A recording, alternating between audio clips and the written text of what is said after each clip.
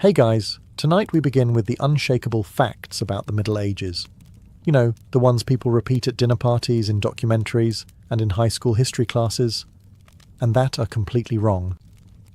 So before you get comfortable, take a moment to like the video and subscribe, but only if you genuinely enjoy what I do here. And let me know in the comments where you're tuning in from and what time it is for you. It's always fascinating to see who's joining us from around the world. Now, dim the lights, maybe turn on a fan for that soft background hum, and let's ease into tonight's journey together. One of the most stubborn myths about the Middle Ages is that people thought the earth was as flat as a serving tray, and if you sailed far enough, you'd plunge into the abyss like a medieval lemming. The image is tempting. Nervous sailors peeking over the ship's edge, wondering if they'd see dragons or just a really long fall. Unfortunately for that dramatic mental picture, medieval scholars already knew the earth was round. In fact, they'd known for centuries. The ancient Greeks had measured it with sticks, shadows, and math, which is the historical equivalent of winning a Nobel Prize with a ruler and a bit of sunshine. Eratosthenes did it in the 3rd century BCE, and his method was still taught in the Middle Ages. So no, your average monk wasn't lying awake at night terrified of cosmic cliffs. The flat earth myth actually got popular thanks to 19th century writers who wanted to make the medieval period look like one long cosplay of ignorance. Washington Irving's biography of Columbus painted the explorer as bravely defying all the flat earthers of his day. The reality? The real argument in Columbus's time wasn't, is it round? But, how big is it? Columbus thought it was much smaller than it actually was, a mistake that, without the Americas conveniently blocking his way, would have meant starving to death somewhere in the middle of the Pacific. Even regular sailors knew about the Earth's curve. They watched masts disappear over the horizon before the hull. You don't need a PhD to notice that unless you're actively trying to ignore it. Medieval art even showed globes in Christ's hand, and kings posed with them like they'd just invented geography. Not something you'd do if you believed you were ruling over the world's largest frisbee. Ah yes, the classic mental image. Every medieval person was a filthy, flea-ridden creature who feared water like it was witchcraft. Supposedly, they roamed the streets smelling like a combination of wet sheep and disappointment. It's a satisfying caricature, but much like that flat earth nonsense, it's wrong. In reality, medieval Europeans bathed far more than people give them credit for. Public bathhouses were common in towns, often operating as social hubs where people could catch up on gossip, seal business deals, and, in some cases, enjoy additional services for an extra fee. Let's just say some bathhouses were the medieval equivalent of a full-service spa, and leave it at that. Even in rural areas, washing wasn't a rarity. Rivers, lakes, and barrels in courtyards all served the purpose. Soap existed, made from animal fat and lye, and while it wasn't exactly lavender-scented artisanal luxury, it got the job done. Monks had strict washing schedules, and royalty sometimes had private bathrooms complete with heated water. The medieval elite didn't just sit around marinating in their own grime. They commissioned elaborate perfumed baths, often with herbs like rosemary, sage, and mint. Basically, they were doing medieval aromatherapy before it became overpriced in modern wellness stores. So why the myth? Blame later centuries. During the Renaissance, and especially after the 16th century, medical theory shifted toward believing that bathing opened the pores and let in bad air. So ironically, people in later eras bathed less than their medieval ancestors. This means your average 14th century baker was probably cleaner than a 17th century French courtier, though he smelled more like bread than expensive cologne. Of course, bathing didn't always mean entire body scrub. Sometimes it was just washing the face, hands, and whatever else was socially necessary to avoid scandal. But the idea that they avoided water altogether is just lazy historical slander. Even peasants took advantage of rainwater, which was free, clean, and falling directly on their heads whether they liked it or not. The idea that medieval people were all knee-high to a grasshopper is one of history's laziest myths. If it were true, Jousting tournaments would have looked like angry toddlers trying to poke each other off hobby horses. The truth? Most medieval men averaged about 170 centimetres and women around 160 centimetres. Not giants, but certainly not small enough to hide in a wine barrel, though some may have tried during tax season. Archaeologists have dug up enough skeletons to confirm that the Middle Ages produced plenty of tall individuals, especially among the better-fed classes. Knights weren't exactly ducking under doors, but they weren't clanging their helmets on the lintels either. Part of the confusion comes from medieval architecture. Low doorways weren't designed for little people. They were designed for little heat loss. Medieval builders understood insulation better than they understood hygiene, and if that meant you cracked your forehead every time you entered the pantry, so be it. Beds were also shorter, but that's because people often slept half upright, which they thought prevented vapours from suffocating them. Of course, if you'd been breathing medieval air, you'd worry about vapours too.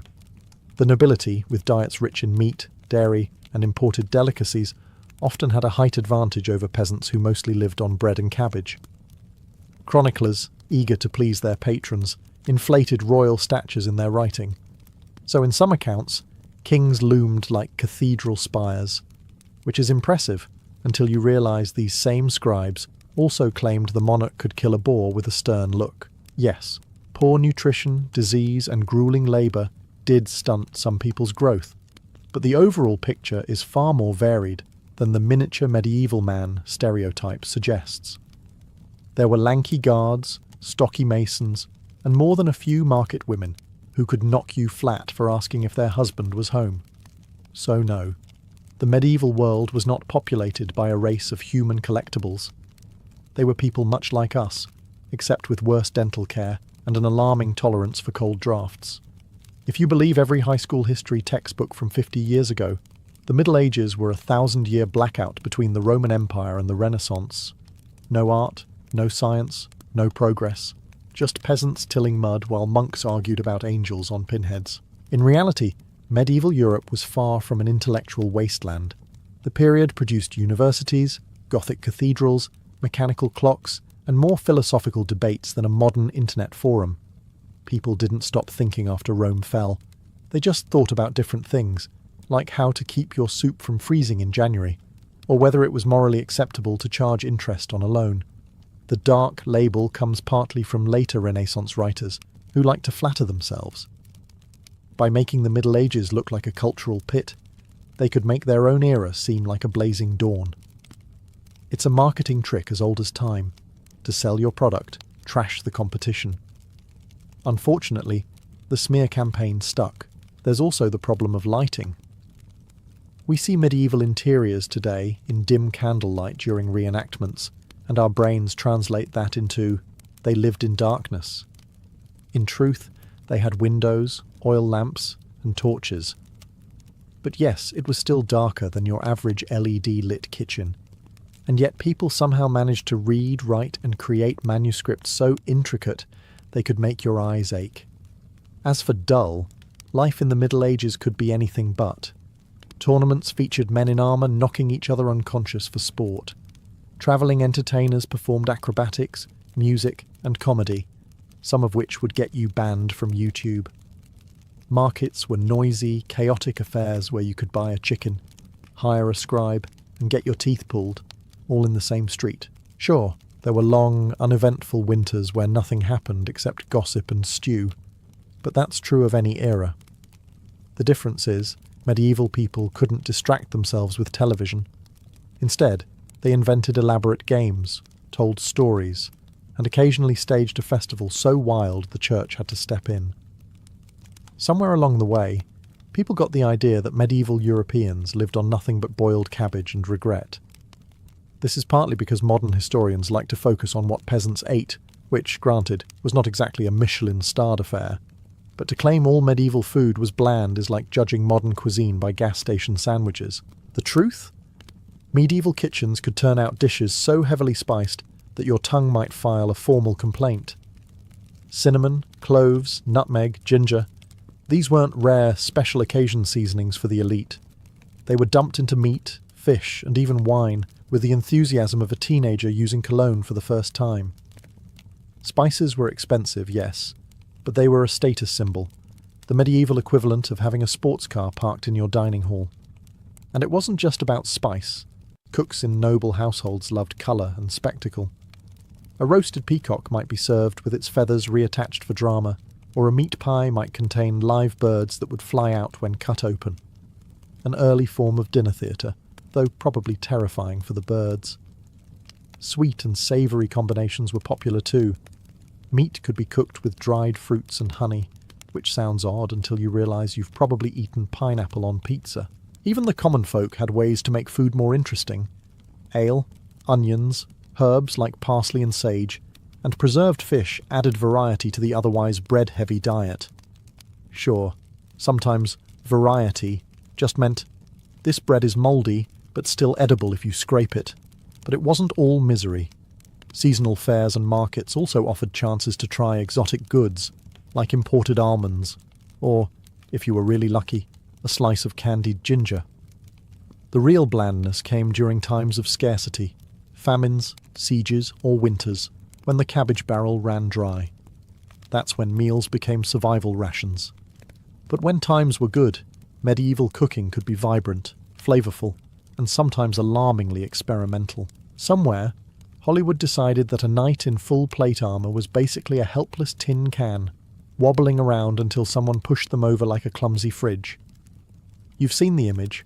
A knight falls on his back and can't get up, lying there like an overturned turtle, while his opponent politely waits to stab him. Reality check. A well-fitted suit of plate armour weighed about 45–60 pounds. That's the same as wearing a loaded hiking backpack, except instead of straining your shoulders, the weight was evenly distributed over your whole body. Medieval armourers were not in the business of producing metal prisons. They were in the business of keeping you alive while you swung a sword at someone else trying to kill you. Knights could run, jump, mount horses without cranes, and yes, even do somersaults. There are surviving training manuals showing fully armoured fighters grappling, rolling, and wrestling like they were auditioning for medieval WWE. Try doing that in your jeans and tell me who's more restricted. So where did the turtle knight myth come from? One culprit is a 15th century tournament style where contestants wore extra armour, heavier, bulkier, and designed purely for jousting. Yes, that made you about as agile as a garden shed, but that wasn't combat armour. That was sports equipment, the medieval equivalent of an American football player's pads. You wouldn't judge a sprinter's speed by watching someone in a mascot costume, would you? Another culprit is Victorian-era reenactments. 19th century medieval armour was often decorative, poorly fitted, or made of thicker steel for display, not battle. Put a stiff, overweight gentleman into one of those, and of course he moved like a malfunctioning wind-up toy. And then, of course, we have modern TV shows that think a slow, awkward knight makes for better slapstick than a swift, dangerous one. Truth be told, if knights had been as clumsy as pop culture suggests, the Middle Ages would have been very short indeed. Because no one survives a battlefield by lying on the ground like a stranded beetle waiting for rescue. In reality, armour didn't make you immobile. It made you confident. The kind of confidence that lets you walk into a sword fight and think, I've got this, rather than, I hope my will is up to date. If you believe most movies, the medieval Catholic Church had a special committee whose only job was to burn books, glare at astronomers, and shout, "Heretic," at anyone with a magnifying glass. It's a great image. The grim monk smashing telescopes in slow motion while lightning flashes outside. Unfortunately, reality is less inquisition and more funding agency. Yes, there were cases where the church clashed with specific ideas. Galileo sends his regards. But the sweeping idea that the medieval church banned science is about as accurate as saying medieval peasants lived in mud huts all year round. Many of the very people doing science back then were clergy. Monks copied ancient Greek and Arabic manuscripts, ran observatories and experimented with medicine, in between brewing beer, which frankly was their most beloved experiment. Medieval universities, where a lot of the science happened, were largely church-founded and church-funded. These weren't weekend hobby clubs. They were structured institutions producing scholars who debated astronomy, mathematics, optics, and anatomy. The medieval Dark Ages narrative comes partly from Enlightenment writers who thought trashing the Middle Ages made their own era look smarter. Spoiler, smug marketing campaigns are not a modern invention. The Church didn't hate science, it just preferred it to fit within certain philosophical and theological boundaries. If you wanted to claim the Earth was round, no problem. Scholars had known that since antiquity. If you wanted to claim the Earth wasn't the centre of the universe, well, now you were poking at cosmic hierarchy, and that could get awkward at dinner parties in Rome. It's also worth noting that much of Europe's scientific tradition survived precisely because church institutions preserved it. Without those dusty monks in cold scriptoria, half of Aristotle's works might have been lost to mice and mildew. And without the Church's interest in calculating the date of Easter, medieval Europe might have lagged centuries behind in astronomy. You've probably heard it in some half-baked history meme. In the Middle Ages, life expectancy was 30. Cue the mental image of a medieval peasant celebrating his 29th birthday, like it's his retirement party. The reality, however, is a bit less tragic, and a lot less fun for the wow, they were so primitive crowd. That number, the infamous 30, is an average. And averages are tricky things. Averages take everyone into account, including babies. And here's the kicker. Medieval infant mortality rates were brutal. A lot of children didn't survive their first 5 years thanks to disease, famine, or simply being too curious around open wells. Those early deaths dragged the average way down. If you made it out of childhood alive, your odds of living into your 50s or even 60s were decent, provided you avoided wars, plagues, and the occasional suspiciously pointed dagger in political circles. Medieval records are full of people who lived long enough to complain about kids these days in Latin. The idea that everyone keeled over at 30 also ignores the existence of elderly monarchs, bishops, farmers, and artisans. Even peasants could, and did, live into old age. Archaeological evidence shows plenty of skeletons with worn-down teeth, healed fractures and arthritis. Clear signs of people who had been around the block for decades. So why do we keep believing the "everyone died young" myth? Because it makes history sound more dramatic, and because saying the average was 30, but that's due to high child mortality, doesn't have the same punch at cocktail parties. Here's a modern analogy. If tomorrow every toddler tragically vanished, grim, I know, but stick with me, the average age of the population would skyrocket. Conversely, if a third of all babies died at birth, the average would plummet, even if the surviving adults were still out there gardening at 75. In short, medieval people weren't biological mayflies. They didn't hit 30 and instantly drop dead like an episode of Game of Thrones.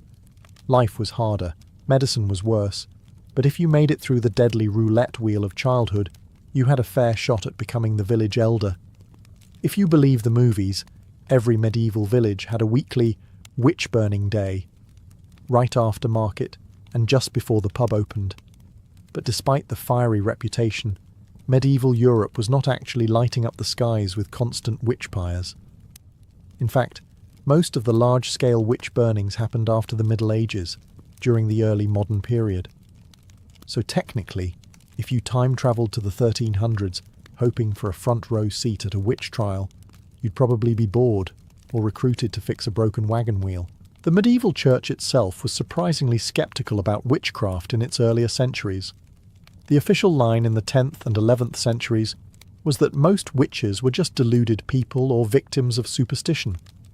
Some church manuals even stated outright that believing in witches' supernatural powers was itself heresy.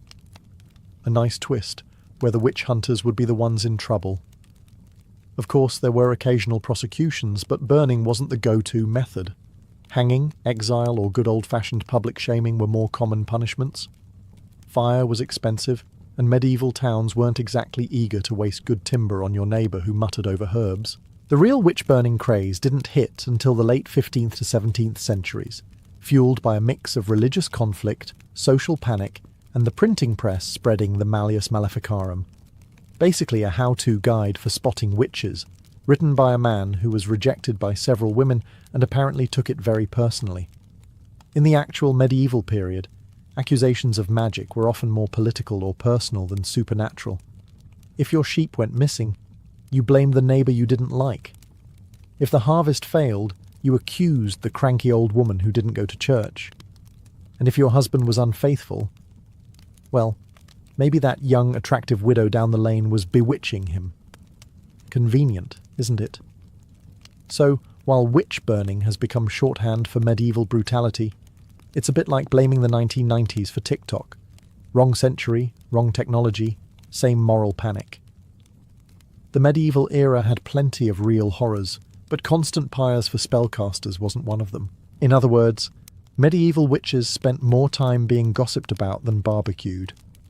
The bonfire stories came later, courtesy of a Europe that had better printing, worse paranoia, and far too much free time.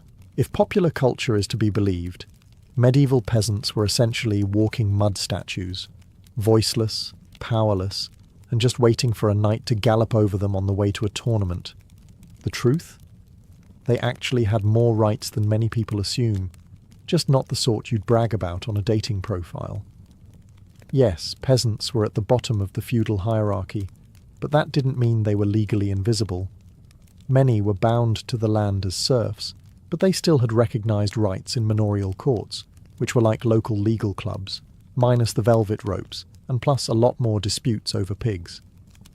These courts allowed peasants to challenge fines, settle quarrels, and even sue their lord in some cases, though winning was a bit like winning a staring contest with the sun. They also had access to customary rights, the right to gather firewood, graze animals on common land, or fish in certain rivers. These commons were crucial to survival, and were fiercely defended. Try to take away a peasant's right to gather fallen branches, and you might wake up to find your hayrick mysteriously on fire. Taxes and dues were a burden, yes, but they were usually predictable. Peasants knew what they owed and could sometimes negotiate, which is more than can be said for your internet provider today. And while they owed labour to their lord, there were limits. The lord couldn't just demand you build him a moat because he got bored on a Tuesday. And then there's the myth that peasants never left their village, chained forever to the same patch of dirt. In reality, many travelled to markets, fairs, and even other towns for seasonal work. The road wasn't closed to them. It just required time, permission, and the ability to ignore every roadside alehouse on the way. So no, medieval peasants weren't living in some legal void where the lord could do whatever he wanted without consequence. Their rights might look small to us, but in their world, they were worth defending, sometimes to the death, or at least until after the harvest. The no rights myth survives because it's simple and dramatic, but real medieval life was more nuanced. Peasants were not only subjects, but also players in the complex game of feudal give and take. And like any good game, the rules were there, even if the house usually won. If you picture medieval castles as giant, cold slabs of grey stone looming over a perpetually muddy village, congratulations. You've been watching too many documentaries shot on cloudy days in November. In reality, medieval castles could be surprisingly colourful. And no, I don't mean from bloodstains after a siege. Castles were often plastered and painted in bright, eye-watering colours. Walls might be whitewashed to gleam in the sun, painted in stripes, or decorated with murals. Think less gothic misery, and more medieval Instagram filter set to sunny and gaudy. Even stone walls, when left exposed, were sometimes tinted with pigments to give them a warmer look. It turns out medieval people didn't want to live in a grim, dark set from Game of Thrones. They wanted somewhere that looked impressive, not depressing. Inside, things got even flashier. Great halls were draped with colourful tapestries, not just for decoration, but also to keep out drafts, and to cover up whatever the masons had messed up.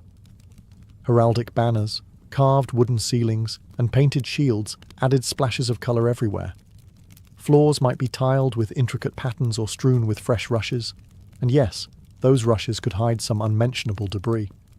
But at least they were replaced regularly, in theory. Even the furniture was painted and gilded. Chairs, chests, and beds were often carved and then decorated in reds, blues, and golds. If you walked into a medieval noble's bedchamber expecting grey stone and minimalism, you'd probably need sunglasses. So why do we think castles were depressing? Partly because paint fades and plaster crumbles, leaving the bare stone skeleton behind. Archaeology can tell us they were once colourful, but seeing a ruin in person is like meeting a rock star at 80 and assuming they always looked like that. That's not to say castles were all cosy and cheerful. They were fortresses after all, with draughty passages, uneven stairs, and a smell that was somewhere between wood smoke and horse. But visually, they were built to impress allies, intimidate enemies, and remind peasants who was in charge. In short, medieval castles weren't grey and joyless. They were the architectural equivalent of wearing a crown while shouting your family crest in primary colours. The bleakness is just what's left when the centuries strip away the medieval paint job. The Black Death was, without question, one of the deadliest pandemics in history. It tore through Europe, the Middle East, and parts of Asia in the mid-14th century like a plague-themed carnival ride nobody wanted to be on. But the idea that it killed half the world is ambitious, even for a disease that made medieval doctors think strapping live chickens to your armpits was sound medical advice. In truth, historians estimate it killed between 30% and 60% of Europe's population, which is horrifying enough without rounding it up to half the globe. Entire villages were wiped out, trade routes went eerily quiet, and you could probably buy a house for the price of a turnip, if you could find anyone alive to sell it to you. But the rest of the world, not quite so devastated. China and the Middle East suffered massive losses, yes, but Africa, the Americas, and much of Oceania were untouched. In 1347, half the world didn't even know Europe existed, much less that it was in the middle of a pandemic apocalypse. The notion that everyone was affected is more of a dramatic storytelling flourish, like claiming every medieval knight was a chivalrous hero, or that every princess was blonde. That said, the psychological impact of the plague on affected regions was enormous. People interpreted it as divine punishment, bad air, or the result of foreign merchants with suspicious cargo. Modern germ theory was centuries away, so medieval prevention methods ranged from burning incense to carrying posies to, my personal favourite, avoiding bathing, because they thought it opened the pores to bad air. Spoiler. Avoiding bathing did not help. The plague also reshaped economies. Labour shortages meant surviving peasants could demand better pay and conditions. Some even left their manors to work elsewhere, legally or otherwise. This sudden shift in bargaining power was about as welcome to the nobility as a rat in their soup. If Hollywood has taught us anything, it's that in the Middle Ages, every legal dispute could be solved by two people whacking each other with swords until one of them was dead, preferably in the rain, with dramatic music. In reality, trial by combat was more like the flashy legal loophole you could technically invoke, but almost no one actually did. The idea was simple. If you were accused of a crime, you could prove your innocence by fighting your accuser. The thinking went that God would favour the righteous, which sounds noble until you remember that God's will often looked suspiciously like the better fighter won. And yes, this applied even in civil disputes. Imagine suing your neighbour over a stolen cow and ending up in a muddy field, trying not to get your helmet caved in. But trial by combat wasn't the medieval equivalent of Judge Judy. In most places it was rare, regulated, and often replaced by other methods like oaths, witness testimony, or, everyone's favourite, trial by ordeal, which involved things like holding red-hot irons or dunking people in rivers. Combat was expensive, dangerous, and socially awkward if your opponent happened to be your brother-in-law. When it was used, the rules could be bizarre. There were standardized weapons, designated arenas, and even time limits. And contrary to popular belief, it wasn't always to the death. Sometimes the fight ended when one party was too injured to continue, or just yielded because they realized God probably wasn't on their side after all.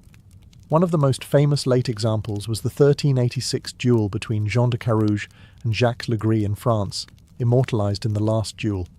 It was a big deal precisely because it was so rare by that point. When such trials did happen, They drew huge crowds because, let's face it, medieval entertainment options were limited, and two angry nobles fighting for divine judgment was basically the Super Bowl. By the late Middle Ages, trial by combat had faded into legal obscurity, lingering only as an archaic curiosity. In England, it technically remained on the books until 1819, when some clever defendant actually tried to demand it, and lawmakers quickly realised maybe they should take that option away before someone got ideas. So, no. Medieval courts weren't just armoured brawls in disguise. Most disputes were settled with paperwork, not polearms. Which is probably just as well. Most lawyers can't swing a sword. If you believe the stereotype, medieval medicine was basically just apply leeches until patient stops complaining or stops breathing, whichever comes first. And yes, bloodletting with leeches was a thing. But it wasn't the only thing, and medieval healers didn't just sit around waiting for their next slimy prescription to wriggle into action. In reality, medicine in the Middle Ages was an eclectic mix of inherited classical knowledge, folk remedies, astrology, and the occasional deeply questionable experiment. Physicians, apothecaries, midwives, and barber surgeons all had their roles. The physicians wore long robes and tried to impress you with Latin phrases. Apothecaries dispensed herbs, powders, and mysterious potions, some helpful, some placebo, and some that probably should have come with a may cause death label. Barber surgeons, meanwhile, could cut your hair, pull your tooth, and amputate your leg, all in the same appointment. Efficiency at its finest. Leeches were part of a broader belief in balancing the four humours: blood, phlegm, black bile, and yellow bile. If you had too much of one, your body was out of balance, and the cure might involve draining some blood, inducing vomiting, or giving you a laxative strong enough to power a small mill wheel.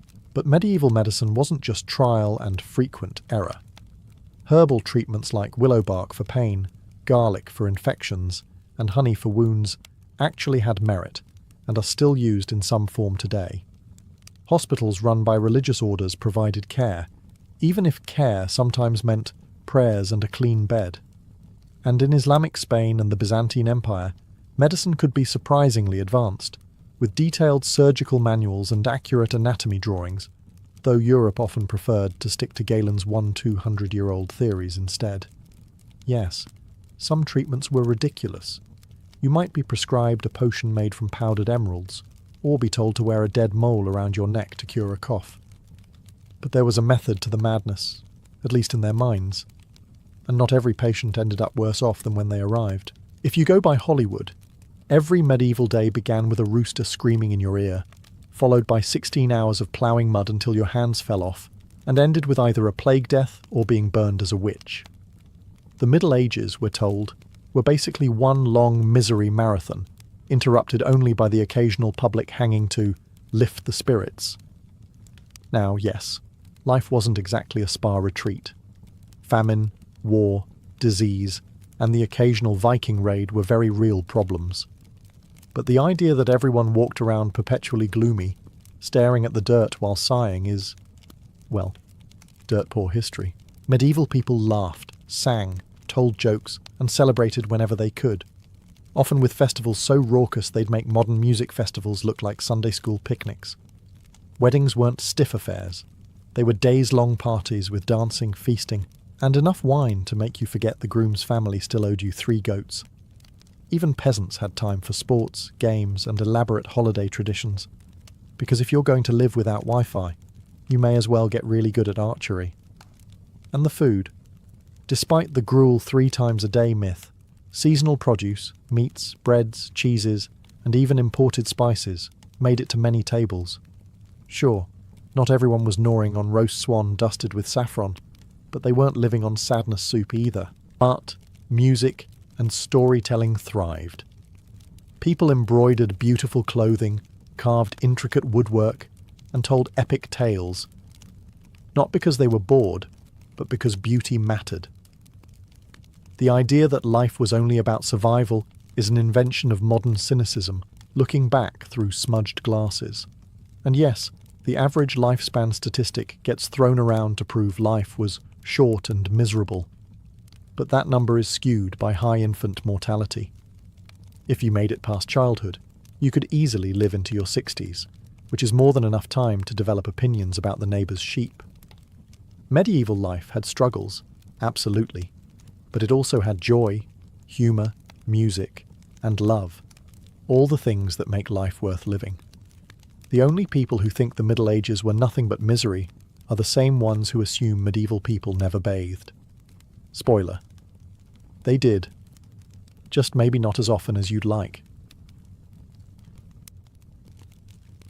On the endless Mongolian steppe, where the land stretches so far that the horizon seems to be the edge of the world, the sudden appearance of a rider was never just a coincidence.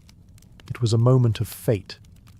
For centuries, the nomadic Mongols believed that every guest was sent by Tenga, the eternal blue sky, as a test of honour.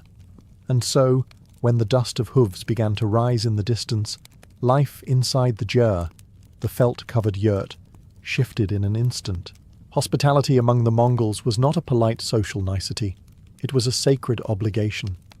The vastness of the steppe was both beautiful and dangerous. Days of riding could separate one settlement from another, and a night without shelter could kill. To deny a traveller warmth, food, and safety was to risk their life, and in Mongol belief, to invite misfortune upon yourself. Whether the visitor was kin, a wandering trader, or even someone who had once been an enemy, the rule was the same. You welcomed them as if they were a long-lost friend. In this way, hospitality was not simply about survival, it was about dignity. It affirmed a shared humanity across the vast emptiness, binding strangers through food, warmth, and respect. Out here, on the wind-swept plains, you could never know if the stranger at your door might one day be you. One of the most striking aspects of Mongol hospitality was its indifference to old grudges, a quality that baffled outsiders and even unnerved diplomats.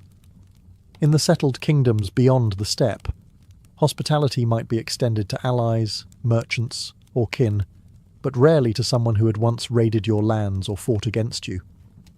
On the Mongolian plains, however, the rules of survival erased these boundaries. It was not that the Mongols forgot past wrongs, far from it. Feuds could span generations, and vengeance was a cultural currency. But there was an understanding, born of the brutal realities of nomadic life, that out here, the laws of hospitality stood above personal disputes, at least for as long as a guest remained within the jar. Imagine a warrior, weary from weeks on the road, riding into the camp of a man whose cousin he had once struck down in battle. In another world, this might end with a blade in the gut. On the steppe, it ended with a bowl of steaming mutton broth, a bed by the hearth, and shared stories late into the night. The moment he stepped through that felt doorway, he was no longer an enemy. He was a Zuni Kun, a person of the moment, a traveller under the host's protection. This sacred pause in hostility was partly practical. Killing a guest was considered an insult to Tenga, and a violation that could stain a family's honour for generations. But it was also a matter of prestige. The greater a man's generosity, the more his name travelled across the steppe, carried in the stories of those who had eaten at his fire. In Mongol culture, reputation was a form of currency just as valuable as livestock.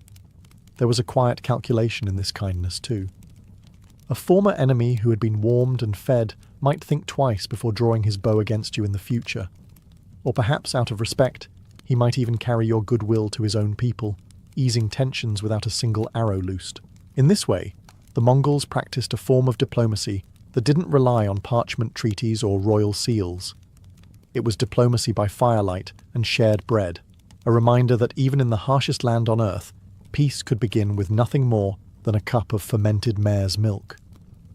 Hospitality among the Mongols was not a haphazard gesture.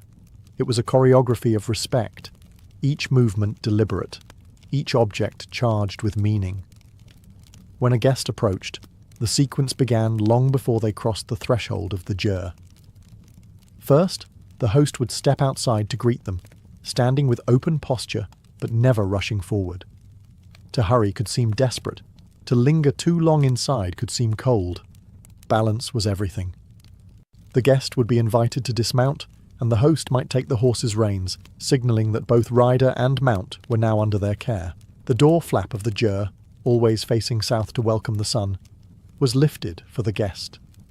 Inside, the fire at the centre burned steadily, its smoke rising through the tonneau, the round smoke hole at the top.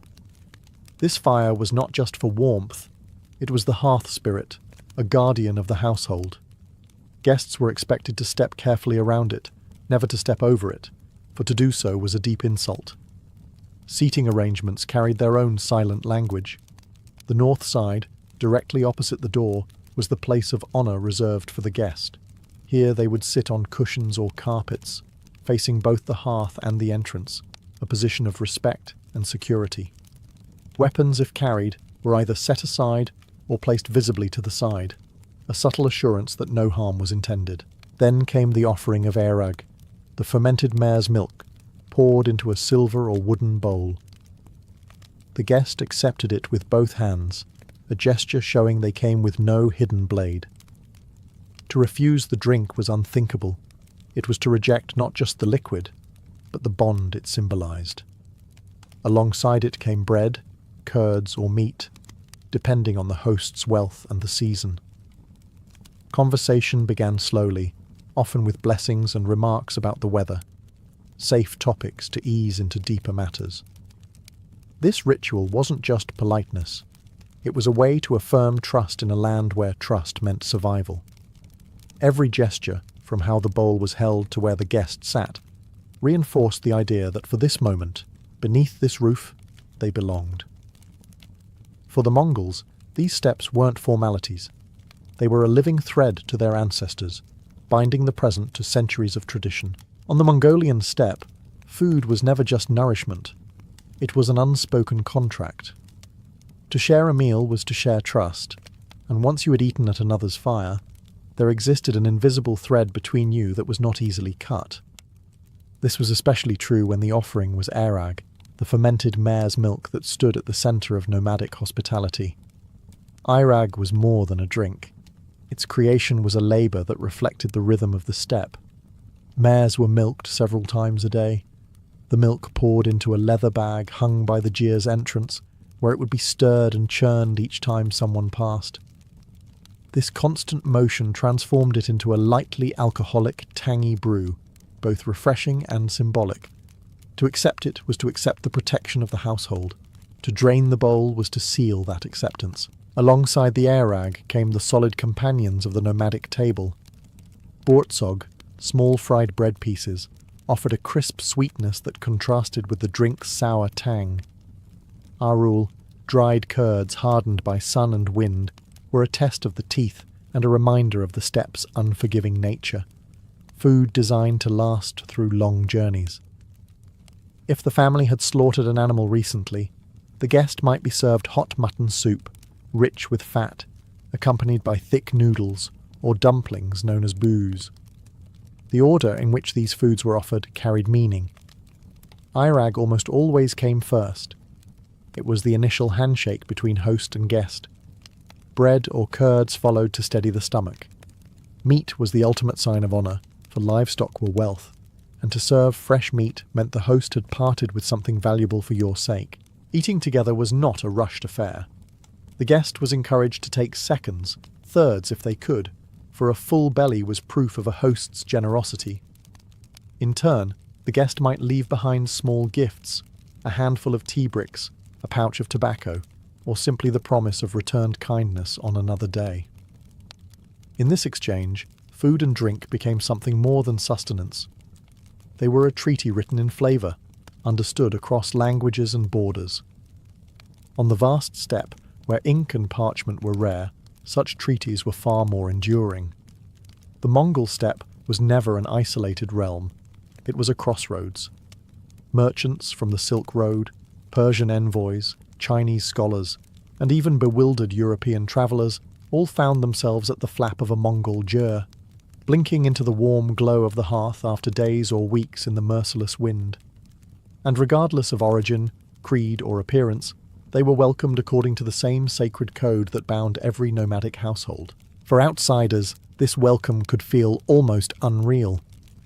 Imagine a Venetian merchant, used to the cautious suspicion of Mediterranean ports, suddenly being ushered into a felt-covered home in the middle of nowhere.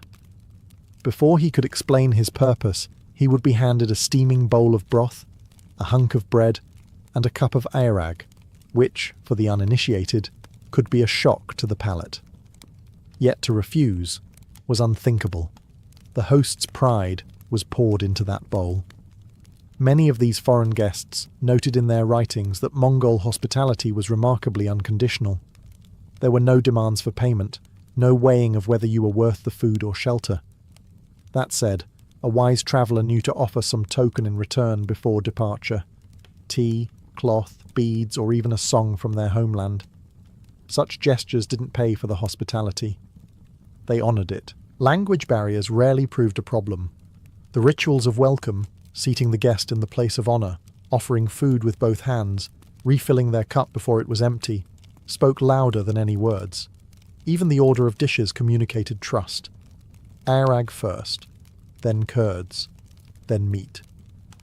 By the time real conversation began, often through interpreters or in a mix of signs and shared words, the foundation of mutual respect had already been laid. These encounters weren't just kindness for kindness's sake. They were also threads in a much larger web. A well-treated traveller would carry stories of generosity across deserts and seas, burnishing the host's reputation far beyond the reach of their own hooves. In a culture where fame could travel faster than armies, a single act of welcome could be as powerful as 100 warriors. Thus, the Mongols' openness to strangers wasn't naive. It was strategic, spiritual, and deeply human all at once. On the Mongolian steppe, treaties were not drafted in ink. They were tasted in broth and sealed in shared cups of airag. Hospitality wasn't just kindness. It was politics performed around a fire. A guest could arrive as a wary emissary from a rival clan and leave as an ally, bound by the memory of generosity as much as by any spoken agreement. When two groups sought peace or cooperation, the first step was rarely a formal meeting. Instead, the host clan would prepare a feast. Horses would be slaughtered, an extravagant gesture, for horse meat was reserved for important occasions. The ger would be readied to receive the visitors, with carpets and cushions freshly beaten, and the finest utensils polished until they gleamed in the lamplight. The guests would be seated in the place of honour, directly opposite the door, a silent signal that they were under the household's full protection. The food was the language of diplomacy. The richer the spread, meats, fresh dairy, sweets, the clearer the message. We value this meeting, and we have the wealth to honour you. In Mongol culture, to offer less than your best at such a moment would be to admit weakness or disinterest. Conversations during these gatherings were never rushed. They began with blessings and small talk, easing both sides into comfort. A host might recount the bravery of the guest's ancestors, or speak of mutual threats from distant tribes. Between courses, cups were refilled again and again, and with each round, the atmosphere softened. The line between negotiation and celebration blurred. This ritual worked on a deeper level than mere words. Sharing food and shelter was a visceral reminder that survival on the steppe depended on cooperation. When you had eaten at someone's fire, the thought of turning your bow against them carried a weight that was hard to ignore. By the time the feast ended, the visitors often left with more than full bellies. They carried new loyalties. The understanding might be as simple as a promise to trade, or as grand as a pledge of military aid. And while no parchment recorded these bonds, they endured in memory, upheld by honour, and the certainty that future visits would be met with the same warmth. In this way, Mongol hospitality was not just tradition, it was statecraft, woven into the very fabric of survival and power on the steppe. To step inside a Mongol ger was to enter not just a home, but a sacred space layered with unspoken laws. A guest might be welcomed with open arms, but that didn't mean they could behave however they pleased. On the steppe, hospitality came with a code, and to break it was to risk offending your host, or worse, the spirits that guarded the household. The most important rule began at the threshold. Never step on the wooden doorframe. It was more than a piece of carpentry. It symbolized the boundary between the wild world outside and the sanctity within. Treading on it was thought to invite misfortune, not only upon the guest, but upon the entire household. Once inside, the hearth was the heart of the jur, and it was treated with deep reverence. Guests never stepped over it, poked at its fire without permission, or placed trash into it. The fire was the spirit of life, its flames linked to the eternal blue sky, and disrespecting it was akin to insulting the gods. Seating had its own unspoken map. The northern section, facing the entrance, was reserved for honoured guests. The west was traditionally the men's side, and the east was the women's. Sitting in the wrong place, especially without being invited, was a breach of etiquette. When food or drink was offered, it was accepted with both hands and without hesitation. To refuse was not only rude, it suggested distrust. Even if the guest disliked Erag's sour tang or found the mutton too fatty, they were expected to take at least a token sip or bite. Complaining about the meal, however subtly, was never acceptable. There were smaller, subtler rules too. Pointing your feet toward the hearth was frowned upon, as was touching someone's head, considered the most sacred part of the body. Weapons were either left outside or kept in plain sight but untouched, signalling peaceful intent. These customs were rarely explained outright. A guest was expected to learn them by observation or prior knowledge. Yet they served a purpose beyond courtesy. They created an atmosphere of mutual respect, ensuring that the fragile trust between host and guest remained unbroken.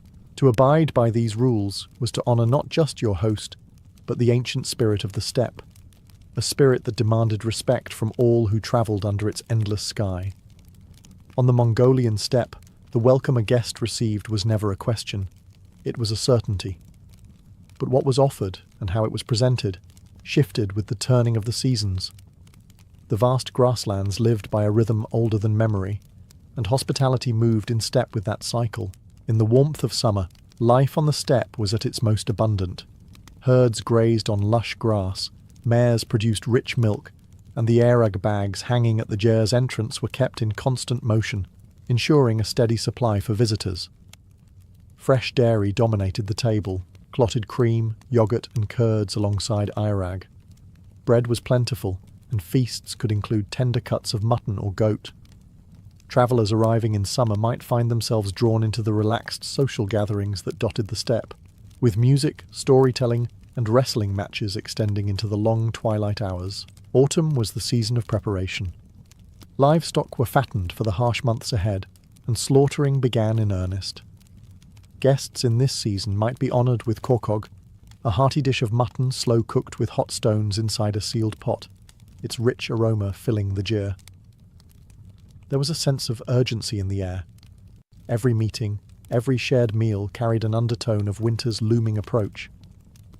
Then came winter, when the steppe turned white and the wind became a living, biting force. Hospitality in this season was as much about survival as tradition. Fresh milk was scarce. Erag gave way to salty milk tea, heavy with butter for warmth and energy. Meat, often dried or frozen in the open air, was the primary fare, sometimes boiled simply to conserve fuel. Guests were invited to sit closer to the hearth, and conversation was subdued, broken by the howl of the wind outside. To turn away a traveller in winter was unthinkable. It was to send them to their death. Spring brought a fragile renewal. Grass returned slowly, and herds began to produce milk again, though supplies were thin. Hospitality was modest in this season, yet no less sincere. A bowl of fresh milk, a small portion of cheese, a promise of better days ahead. In every season, the essence of Mongol hospitality remained unchanged. To offer what you had, without hesitation, and to remind the traveller that even in the most unforgiving land, there was still warmth to be found. Though the Mongol Empire has long since faded into history, the code of hospitality that once bound warriors, herders and traders still breathes in the gur smoke rising over the modern steppe. In cities like Ulaanbaatar, Life may be faster, and skyscrapers have replaced yurts in the skyline, but travel beyond the paved roads, and you will find the same ancient welcome waiting. Today, many Mongol families still live nomadically, moving their herds with the seasons, setting up their gurs under the vast open sky. A stranger arriving on horseback or by motorbike is greeted much as they would have been centuries ago, with warmth, food, and a seat in the place of honour. Irag is still poured, bread still passed, and the hearth fire still treated with reverence. Even for those who live in towns, the spirit remains. It is not uncommon for travellers to be invited into a home after a chance meeting, offered tea and biscuits while stories are exchanged.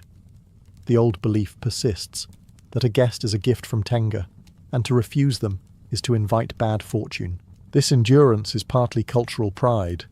Hospitality is seen as a marker of Mongol identity, a living link to the greatness of their ancestors. But it is also born from the continued realities of the land. The steppe can still be merciless, with vast distances and unpredictable weather.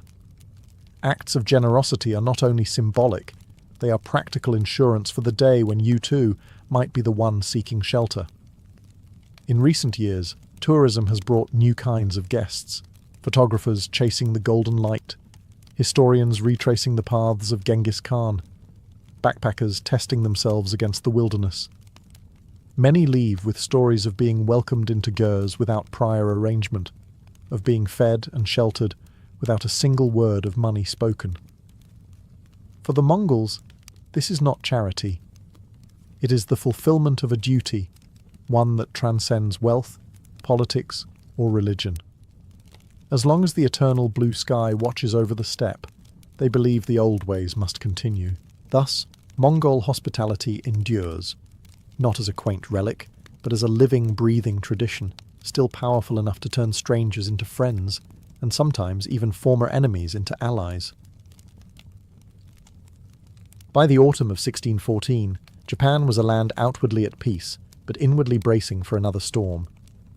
The Tokugawa shogunate, founded by Tokugawa Ieyasu after his decisive victory at the Battle of Sekigahara in 1600, now ruled from Edo.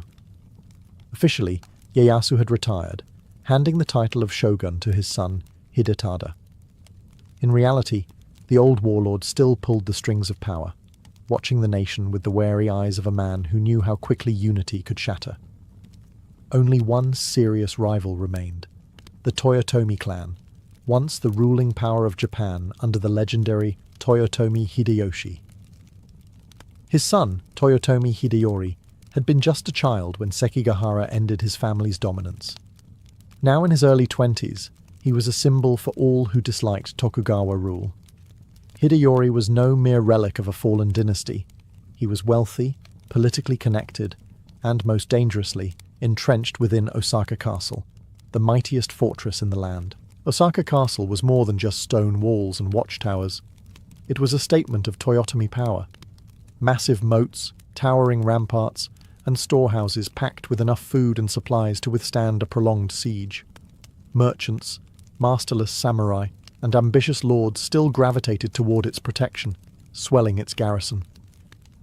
The castle's position in the heart of Japan gave it strategic importance. If a rebellion flared, Osaka could serve as both a rallying point and an impregnable base. Rumours began to swirl through the country. Whispers of Toyotomi allies gathering, of weapons being stockpiled, of secret letters sent to daimyo still loyal to Hideyoshi's memory. The Tokugawa court in Edo heard these reports with increasing alarm. For Ieyasu, this wasn't just about military threat. It was about the possibility of the Toyotomi becoming a political alternative to his rule, drawing discontented warriors like moths to a flame. In public, the two sides maintained a facade of civility. In private, both prepared for the inevitability of war. Ieyasu, the seasoned strategist, understood that to secure the Tokugawa shogunate for generations, the Toyotomi presence in Osaka had to be erased completely. Hideyori, raised in a world of shifting loyalties, knew that to survive, he could not show weakness. The stage was set. Two great houses, one old and calculating, the other young and defiant. both locked in a silent contest of wills beneath the watchful eyes of the entire nation. The fragile peace was about to break. The road to the siege did not begin with a sudden clash of swords, but with deliberate moves in a political game that Tokugawa Ieyasu played better than anyone alive. He knew that open aggression without cause could turn neutral daimyo against him. Instead, he needed a justification, something that would make war seem not just inevitable, but righteous. The spark came in the form of a temple bell. In 1614, the Toyotomi funded the recasting of a great bell for the Hokoji temple in Kyoto. Upon its completion, an inscription was engraved with a Buddhist prayer for peace, ending with the phrase, Kokka Anko, may the nation be at peace. A harmless blessing to most eyes, but to Ieyasu, or rather to those reading the message on his behalf, the specific arrangement of characters could be interpreted as a curse against the Tokugawa clan. The character for peace sat in a way that seemed to separate Ieyasu from long life, and the shogunate pounced on this as evidence of Toyotomi insolence. It was a flimsy pretext, but in the charged political climate, it was enough. Ieyasu's envoys accused Hideyori of plotting rebellion. Letters were dispatched across Japan, warning daimyo that the Toyotomi were preparing for war and must be dealt with before they could destabilize the realm. Many lords, eager to prove loyalty or simply avoid suspicion, began supplying troops and provisions to the Tokugawa cause. For Hideyori, the accusation was both insulting and dangerous. Advisors urged him to make peace, perhaps by sending hostages or dismantling parts of Osaka Castle's fortifications. Yet there was a defiant current in the Toyotomi camp. Many believed that yielding now would only hasten their end. Samurai, loyal to his father's memory, flooded into Osaka, some of them ronin who had nothing left to lose. The castle's garrison swelled to perhaps 100,000 fighters, a force impressive in size but varied in discipline and loyalty. The stage was now set not for diplomacy, but for confrontation. By autumn, the Tokugawa army, massive, disciplined and well-equipped, was on the move toward Osaka. The political bell had tolled, and now the drums of war began to beat.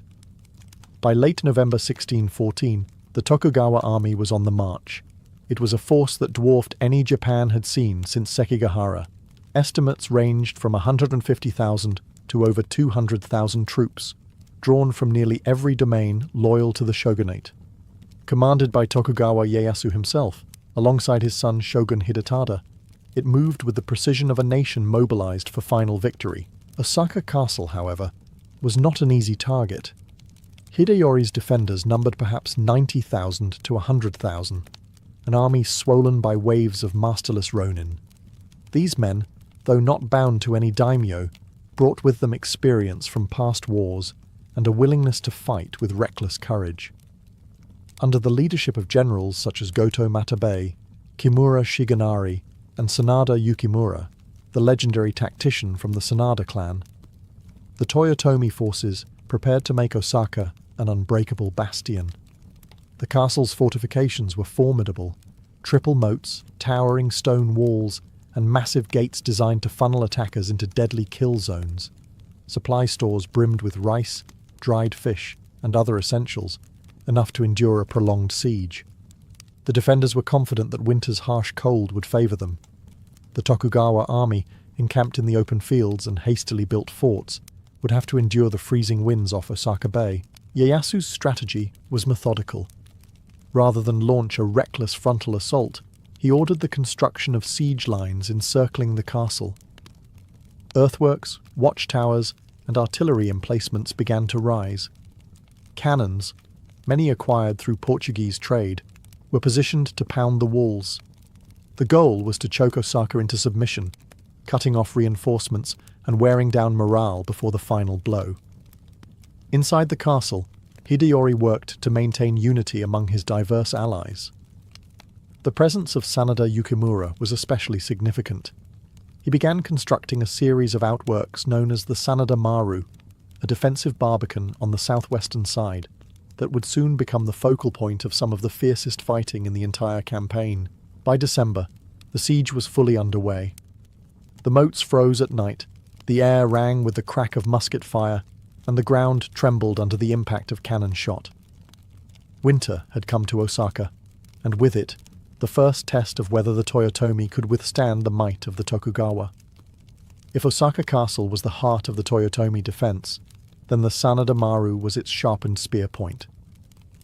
Built by Sanada Yukimura on the southwestern approach to the castle, this fortification was no mere outwork. It was a killing ground designed to bleed the Tokugawa army before they could even touch the main walls. The Sanada Maru's design was cunning.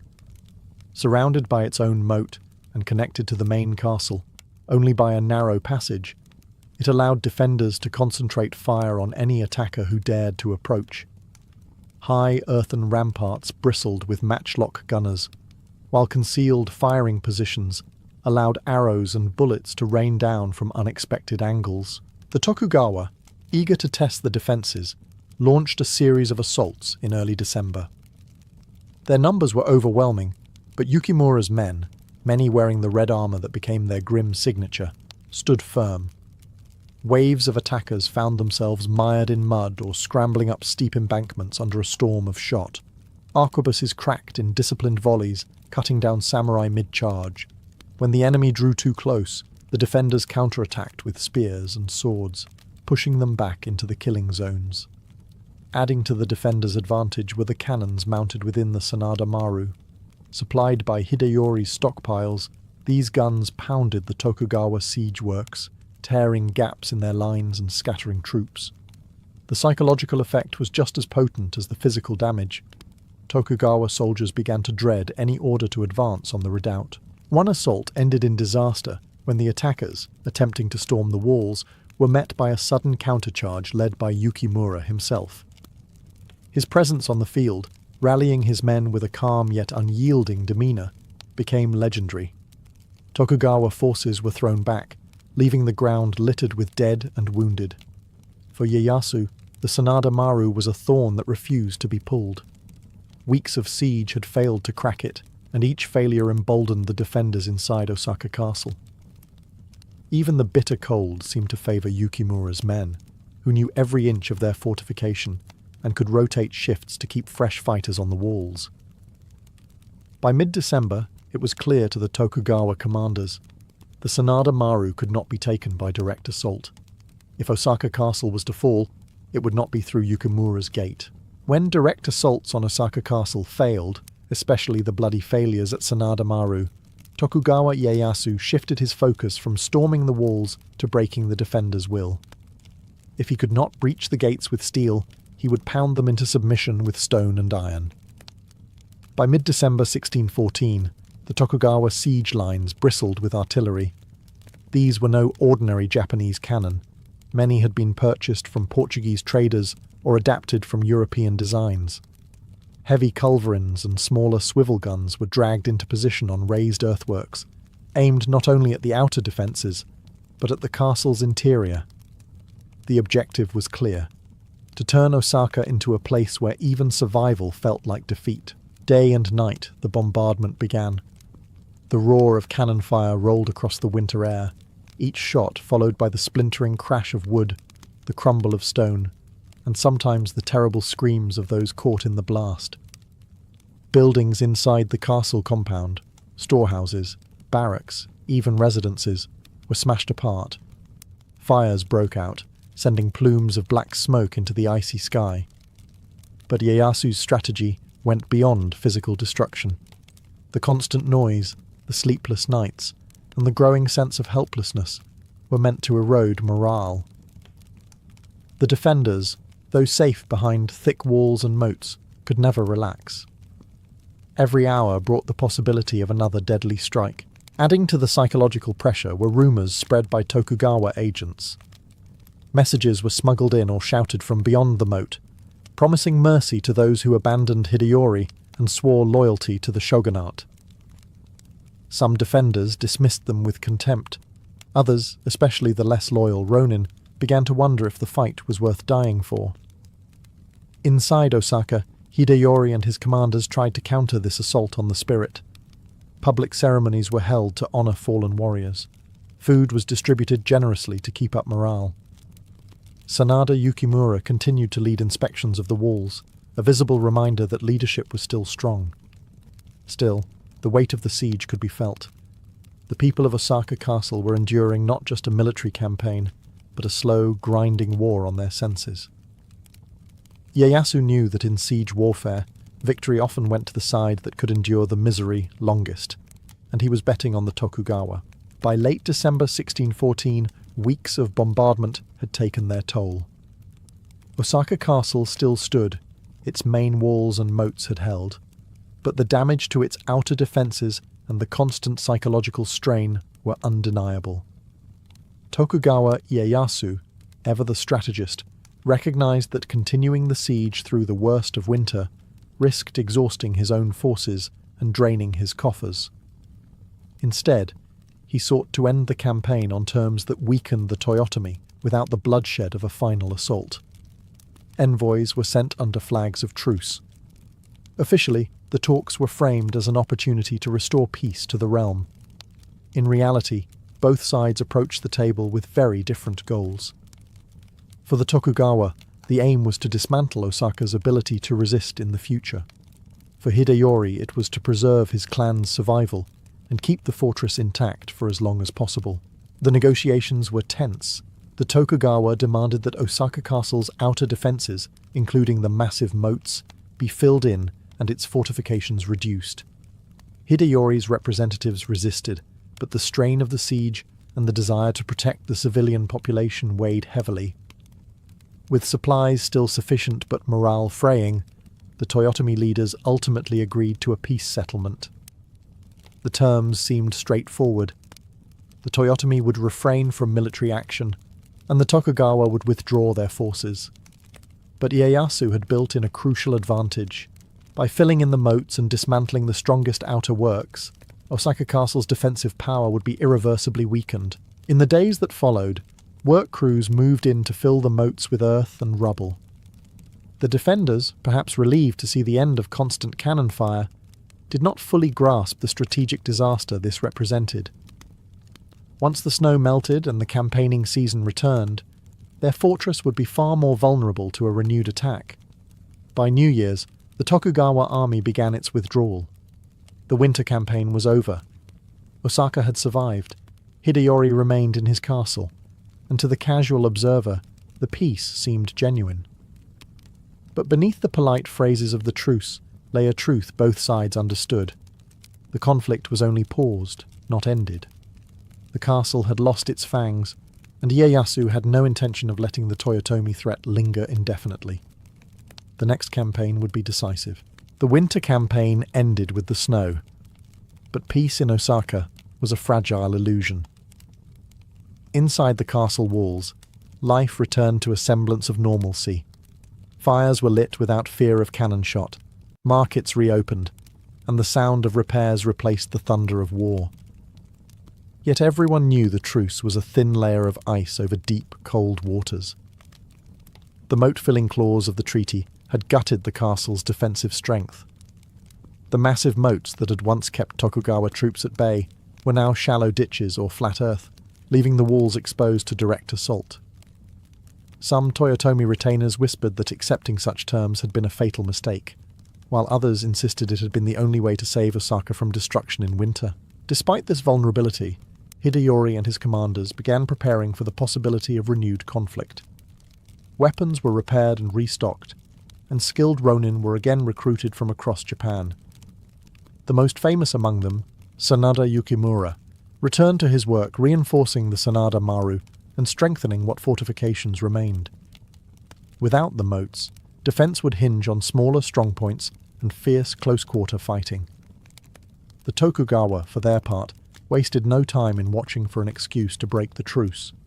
Ieyasu's agents in Kyoto and Osaka reported every movement inside the castle, every arrival of new warriors, every whispered plan.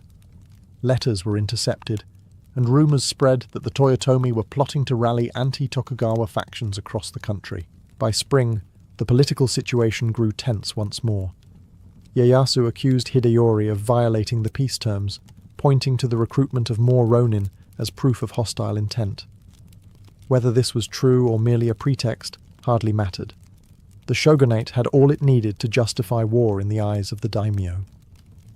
In Osaka, the Toyotomi court debated furiously. Some urged Hideyori to negotiate again, to send hostages to Edo in a last attempt at reconciliation. Others argued that the Tokugawa would never be satisfied until the Toyotomi name was erased entirely, making resistance the only honourable path. By early summer of 1615, the time for debate was over. The Tokugawa armies began to mobilise once more, this time under the warm skies of the campaigning season. The summer campaign was coming, and for Osaka Castle it would be the last stand.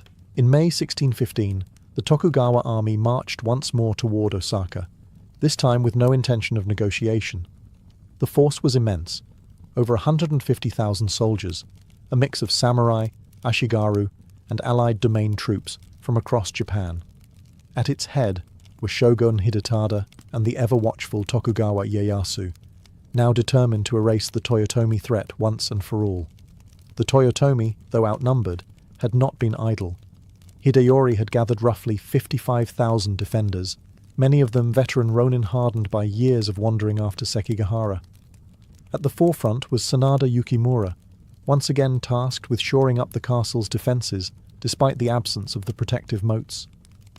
His strategy would be aggressive, meeting the Tokugawa in the field before they could fully encircle the castle.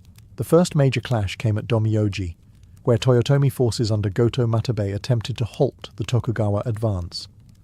Matabei's troops fought fiercely, but a combination of poor coordination and overwhelming enemy numbers forced them into retreat. Matabei himself was killed in the chaos, a devastating loss for Toyotomi morale. Meanwhile, at Yao and Wakai, other Toyotomi detachments tried to check the Tokugawa flanks. Sanada Yukimura led one such force in a series of daring counterattacks, using his deep knowledge of the terrain to harass and delay the enemy. His red-armoured troops struck like lightning, inflicting heavy casualties before withdrawing to avoid being surrounded. Despite these spirited defences, the weight of Tokugawa manpower began to tell. The loss of the moats meant that the enemy could push siege lines dangerously close to Osaka Castle itself. Cannon fire once again shook the walls, and Tokugawa sappers worked to undermine the gates. By mid-June, the Tokugawa had tightened their grip. Skirmishes erupted almost daily, with the defenders launching sorties to burn siege works and disrupt supply lines. But each sortie cost men the Toyotomi could not replace. Inside the castle, the atmosphere was tense, but resolute. There was no expectation of mercy should they fall. The summer campaign had opened with blood and fire, and the noose was drawing tighter around Osaka.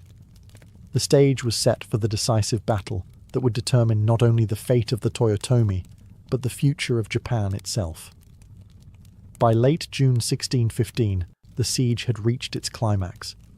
The Tokugawa army had pushed their lines almost to the castle's walls, their artillery pounding day and night. Fires broke out across the outer compounds, and every hour brought the defenders fewer places to retreat.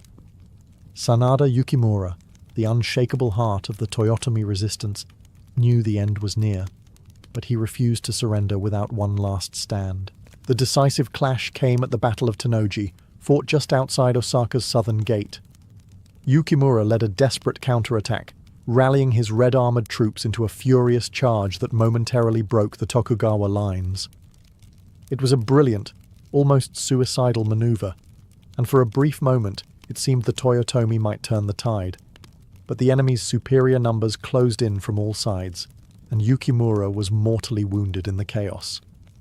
His last reported words, encouraging his men to fight on, echoed through the ranks even as his banner fell. With their greatest commander gone, Toyotomi forces collapsed under relentless pressure. The Tokugawa surged forward, breaching the weakened gates and flooding into the castle grounds. Fighting raged through courtyards and corridors, steel flashing in the smoke-filled air. Civilians and warriors alike scrambled for safety, though for many there was none to be found. In the main keep, Toyotomi Hideyori and his mother, Yodogimi, chose not to fall into enemy hands. As flames consumed the surrounding buildings, they committed seppuku, ending their lives in the warrior tradition. The keep itself was set ablaze, its great timbers cracking and collapsing as the sky over Osaka turned black with smoke. By evening, the siege was over. The Tokugawa had won a total ruthless victory. The Toyotomi clan was erased from political power, and Osaka Castle lay in ruins. The city, once a vibrant centre of trade and culture, was left scarred and silent. For Tokugawa Ieyasu, this was the final act in the unification of Japan. With his rivals destroyed, his family's control over the country would last for more than 2 centuries. But the price was steep. The siege of Osaka had claimed tens of thousands of lives and left behind a legacy of both awe and tragedy, remembered as the last great battle of Japan's age of the samurai. Kutulun was born around 1260, when the Mongol Empire was still one of the largest and most feared realms in history. She was a direct descendant of Genghis Khan through her father, Kaidu, the powerful Khan of the Chagatai Khanate, a ruler whose authority stretched over much of Central Asia. This was not a peaceful, settled land of stone cities and quiet fields. Kutulun's childhood unfolded on the endless steppes, where survival depended on speed, strength, and an intimate understanding of the land. Life for a Mongol child began in the saddle. Horses were as essential as air and water, and Kutulun learned to ride before she could walk steadily. From her earliest days, she was trained in the ways of her people, drawing a bow while galloping at full speed, wrestling with older siblings until the dust rose, and reading the moods of the wind and the herd. These were not pastimes. They were skills that meant the difference between life and death in a world defined by war and mobility. Her father, Kaidu, was locked in constant political and military struggle with his cousins in the Great Khan's court, particularly Kublai Khan in China. This environment meant Kutulun grew up not in the sheltered luxury of a palace, but in military camps, surrounded by warriors, strategists, and the constant movement of armies. The clang of weapons and the shouts of soldiers were as familiar to her as the songs sung around the evening fire. Mongol culture valued strength and skill over mere lineage, and Kutulun's talents soon became impossible to ignore. Even as a child, she could ride longer, wrestle harder, and shoot straighter than boys older than her. She was not encouraged to follow the traditional path of a Mongol noblewoman, arranging marriages and managing the domestic side of a nomadic household, but to train alongside her father's warriors. Her mother and other women of the camp still taught her the domestic skills expected of a noble's daughter, but Kutulun's destiny was already shaping into something different. Her parents understood that in the harsh, competitive political landscape of the late Mongol Empire, a daughter who could command respect on the battlefield would be as valuable as any son. By the time she reached her teenage years, Kutulun had already begun to carve out a reputation, not simply as Kaidu's daughter, but as a warrior in her own right. By the time Kutulun reached her teenage years, her life was already intertwined with the rhythm of war. The Mongol Empire of her youth was no longer the unified machine it had been under Genghis Khan. It was fractured, with rival branches of the royal family vying for dominance. Her father, Kaidu, was one of the most formidable of these claimants, a military leader whose defiance of Kublai Khan placed him in constant conflict with the Yuan dynasty to the east and rival Khanates to the west. In this turbulent world, Kutulun did not remain a mere observer. She rode alongside her father's army, not as a ceremonial figure, but as an active participant. Campaigns were grueling affairs, long rides across deserts and mountains, sudden clashes with enemy scouts, and full-scale battles where the fate of whole regions could shift in a day. Kutulun proved herself in these environments, wielding her bow and spear with the precision of a seasoned warrior. Contemporary accounts, particularly those from the Venetian traveller Marco Polo, describe her as unmatched in the field. He claimed she could seize an enemy soldier from horseback, drag him back to her own lines, and do so without breaking her pace. This was no exaggeration, meant to romanticize her image. Mongol cavalry tactics demanded such feats, and Kutulun excelled at them. Her father valued her presence not only for her skill in combat, but also for the morale it inspired. Soldiers fought harder, knowing Kutulun rode among them, a living symbol of their cause and proof that courage was not limited by gender. Her white horse became a recognizable sight on the battlefield, and her red-lined armor marked her as someone not to be underestimated. It was during these campaigns that Cutulun developed the fierce independence and tactical mind that would define her later fame. She learned to read the flow of battle, to anticipate enemy maneuvers, and to strike at the perfect moment. These were not skills acquired in training alone. They were forged in the chaos of real combat, where mistakes cost lives. By her early 20s, Cutulun was not just the daughter of Kaidu, but one of his most trusted commanders. Her reputation as a warrior princess had spread far beyond the Chagatai Khanate, earning both admiration and resentment in equal measure. Among the Mongols, wrestling, Burk, was more than a sport. It was a test of strength, agility, and honor, performed at festivals, celebrations, and gatherings of the tribes. Victory in the wrestling ring could bring prestige equal to triumph on the battlefield. For Cutulun, whose skills already matched the finest warriors, it was another arena in which to prove herself. As the stories go, Cutulun issued a challenge to the men of the steppe. She would only marry the man who could defeat her in wrestling. This was no idle boast. Wrestling among the Mongols was a contest without weight divisions, and her opponents would be full-grown warriors, many of them veterans hardened by war. Yet Cutulun knew her own strength.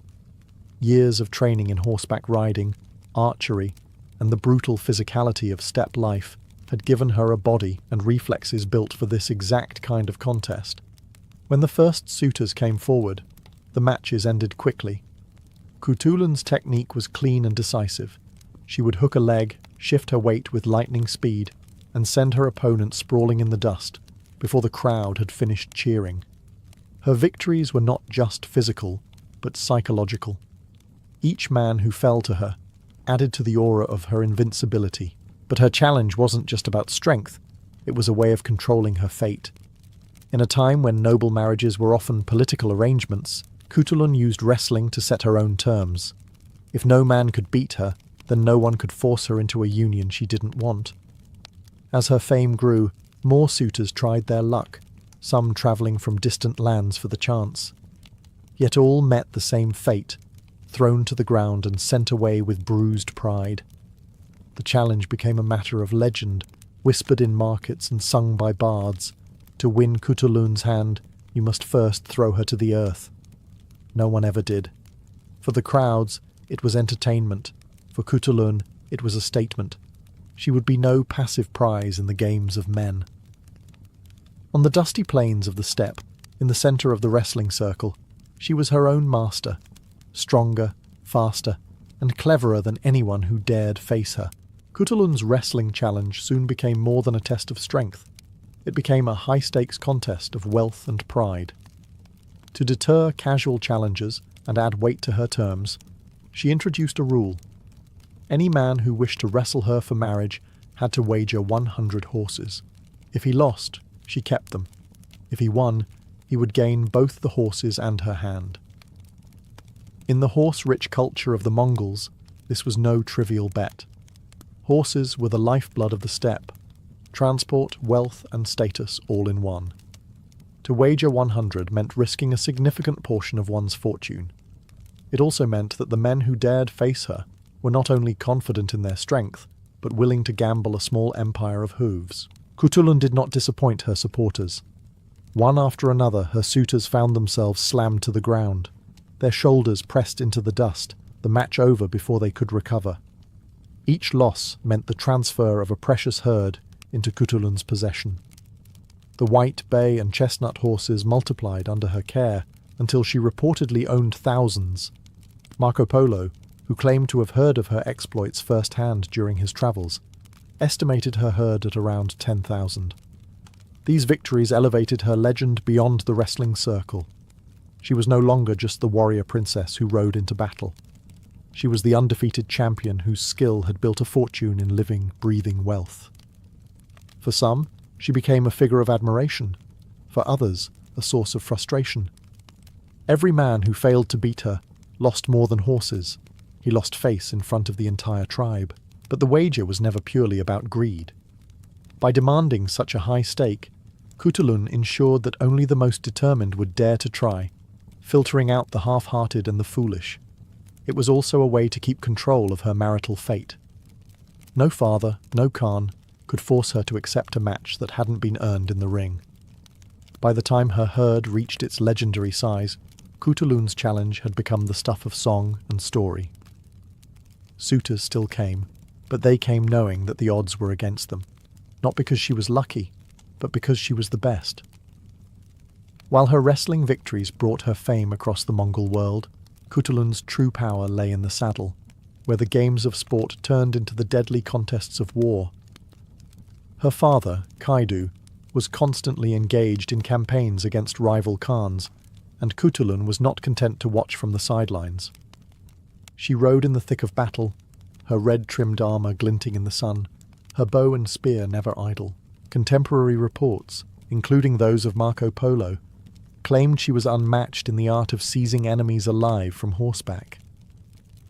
In the chaos of battle, she would single out a rider, close the distance at full gallop, and wrench him from his saddle in one powerful motion, dragging her captive back through the melee to her own lines. This feat required more than raw strength. It demanded precision, timing, and the fearless nerve to charge headlong into danger. Her presence in the army was more than symbolic. Kaidu often entrusted her with leading flanking attacks or securing vital positions on the battlefield. The men under her command respected her not simply because she was their Khan's daughter, but because she had proven herself again and again in combat. Warriors fought harder with Kutulun nearby, inspired by the sight of a commander who could best them in sport and match them in war. The fusion of her wrestling and military reputations created a unique image. Kutulun was not only a champion of the wrestling ring, but also a living weapon on the steppe. Her skill in both arenas reinforced her authority and autonomy in a way that few women, even among the Mongols, could achieve. Her enemies, however, did not share this admiration. In the courts of her rivals, Kutulun was painted as a dangerous figure, one whose defiance of marriage norms and prowess in battle upset the balance of political alliances. Every time she humiliated a suitor, or defeated a Toktamish, or Yuan-aligned force, she was making a statement. The daughter of Kaidu could not be tamed. For Kutulun, wrestling and war were two sides of the same coin. Whether in the circle of sand or the open plain, the rules were simple. Outmatch your opponent, control the fight, and never surrender the ground you've claimed. Kutulun's life was not only shaped by her own feats, but by her deep loyalty to her father, Kaidu Khan, ruler of the Chagatai Khanate. Kaidu was a shrewd and determined leader, a cousin and fierce rival of Kublai Khan, the powerful ruler of the Yuan dynasty in China. Their rivalry was more than personal. It was a clash over the future of the Mongol Empire itself. Kublai embraced the trappings of Chinese imperial rule, while Kaidu clung to the traditional nomadic ways of Genghis Khan. In this high-stakes power struggle, Kutulun was more than a daughter. She was Kaidu's most trusted lieutenant. She accompanied him on military campaigns against Kublai's forces and other Mongol factions that sought to challenge his rule. On the battlefield, she was often at his side, acting not only as a warrior, but as an advisor, her insight valued as much as her strength. Her political role extended beyond combat. In the Mongol system, alliances were often cemented through marriage, and Kaidu's rivals undoubtedly saw Kutulun as a potential bargaining chip. Yet her marriage challenge, defeat her in wrestling or win nothing, was as much a political shield as it was a personal choice. By keeping herself unmarried, she denied her father's enemies any leverage they might gain through her hand. This defiance did not go unnoticed. Chronicles suggest that Kutulun's influence in court was significant enough to draw envy and suspicion from other nobles. Some accused her of overstepping her role, others of holding undue sway over her father's decisions. But Kaidu never seemed to doubt her loyalty or capability. To him, Kutulun was an essential part of his campaign, to preserve the independence and traditions of their branch of the Mongol Empire. Her closeness to her father also meant she shared in his political burdens. When Kaidu's wars dragged on, bringing strain to the Khanate's resources and alliances, Kutulun was there to negotiate truces, rally troops, and keep wavering allies in the fold. Her presence reminded everyone that Kaidu's leadership was backed by more than bloodline. It was defended by a warrior who embodied the spirit of the steppe. In those years, Kutulun's identity became inseparable from her father's cause. She was not only his protector and champion, but also his heir in spirit, the living proof that the old Mongol ways were still alive and undefeated. In 1301, Kutulun's world shifted forever. Her father, Kaidu Khan, the unyielding ruler who had fought for decades to keep the Mongol Empire's heartlands independent from Kublai Khan's influence, died after years of war and political maneuvering. His passing left a dangerous power vacuum in the Chagatai Khanate, and with it came the question, who would lead? Kaidu had reportedly considered Kutulun as a successor. She had been his most trusted military commander, his closest advisor, and the child who best understood his vision for preserving the traditions of Genghis Khan's nomadic empire. But Mongol politics, despite their pragmatic nature in many areas, were still dominated by male leadership. For Kutulun to ascend would require more than skill and loyalty. It would require overcoming entrenched rivalries and the ambitions of male relatives who saw themselves as rightful heirs. The succession crisis quickly turned bitter. Several of Kaidu's sons and male allies maneuvered for power, forming temporary alliances and breaking them just as quickly. Kutulun, though deeply respected, faced whispered accusations that her wrestling career and unmarried status made her unsuitable to rule. Some saw her independence as a strength. Others viewed it as a threat to the political marriages and alliances that held the Khanate together. Even without an official title as Khan, Kutulun remained a formidable force. She commanded her own following of loyal warriors and held vast wealth, her thousands of horses symbolizing not just her personal success, but her ability to reward allies. She played the dangerous game of steppe politics, supporting and opposing claimants when it suited her, always protecting her father's legacy and the stability of the Khanate. Yet the very qualities that made her a legend also made her a target. Rivals spread rumors, some claiming she was too domineering, others alleging she had overstepped by holding authority equal to men. In this environment, trust was rare, and betrayal was a constant threat. Kutulun's dream of leading in her father's stead ultimately faded in the face of political realities. A male relative, Duwa Khan, emerged as a dominant figure, consolidating power. Still, Kutulun retained her autonomy and her influence, continuing to shape the politics of the Khanate from behind the scenes, never relinquishing the independence that had defined her life. In the years after her father's death, Kutulun remained a figure impossible to ignore on the Mongol steppe. Though she never officially took the title of Khan, her wealth, military skill, and loyal following ensured she continued to wield real power. She rode in campaigns when necessary, settled disputes among her allies, and maintained a degree of independence rare for any Mongol noble, especially a woman. Her vast herds of horses were still a living symbol of her undefeated wrestling career, and they gave her both economic clout and the ability to support warriors in times of conflict. Even the Khans who now ruled the Chagatai Khanate tread carefully around her. She was no ordinary princess to be commanded, yet with influence came the weight of rumour. Some claimed she had finally married, possibly for political reasons, though no match was ever confirmed in the chronicles. Others whispered darker tales, fabricated by rivals, accusing her of taking lovers in secret, or even plotting treachery against her kin. None of these stories were proven, but on the steppe, rumour could be as deadly as the sword. Her later years were marked by shifting alliances in a turbulent political landscape. The Mongol Empire's great unity had long fractured, and the Chagatai Khanate faced both internal rivalries and external threats. Kutulun, ever the tactician, played the game carefully, lending her strength where it would preserve her standing and protect her people. The circumstances of her death around 1306 are shrouded in mystery. Some accounts claim illness took her, others hint at assassination, suggesting that her independence had finally made her too dangerous for the men in power. The Venetian traveller Marco Polo, who had heard of her exploits during his time in the Mongol realms, left no record of her end, only her astonishing life. Whatever the truth, Kutulun's legend did not fade.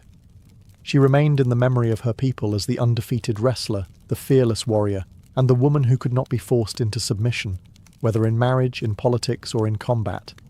Centuries later, her story would inspire characters in art and literature, her spirit riding eternally under the eternal blue sky she had served all her life. Centuries after her death, Kutulun's name still rides on the winds of the steppe.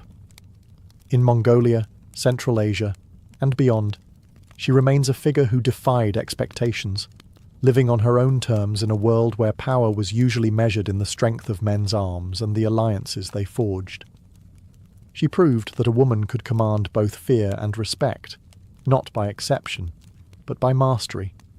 Her legend as an undefeated wrestler became the centerpiece of her story. Not one man ever bested her in the circle, and her wager, 100 horses per loss, transformed her into one of the wealthiest and most feared figures of her time. This feat alone made her unique among the descendants of Genghis Khan, blending athletic dominance with political savvy. In the Mongol oral tradition, Kutulun is remembered alongside the greatest warriors of her era. She is celebrated for her loyalty to her father, her skill in battle, and her refusal to be used as a pawn in political marriage games. Folk songs and tales recast her as the ideal of the strong, independent Mongol woman, one who embodied both beauty and ferocity. Her story also travelled far beyond the steppe. Marco Polo's accounts carried her fame into Europe, where her image mingled with legend and myth. Over time, her life inspired works of fiction and even opera. The most famous example is the character of Turandot in the plays and operas of later centuries, most notably in Puccini's opera, though these works fictionalized her story heavily, turning her wrestling challenge into riddles and her steppe heritage into an exoticized fantasy. Modern historians have worked to separate the fact from the embellishment, yet even the most cautious accounts leave her as a remarkable figure. In an age when many women in power were confined to court politics, Kutulun led warriors into battle, dictated the terms of her own marriage prospects, and accumulated immense wealth, all while remaining fiercely loyal to her people's traditions. Today, Kutulun's story is taught as both history and inspiration. She stands as proof that the Mongol Empire, despite its male-dominated leadership, had space for extraordinary women to rise through strength, cunning, and courage. Her life was a declaration, carried across centuries: strength knows no gender, and freedom is worth more than any crown.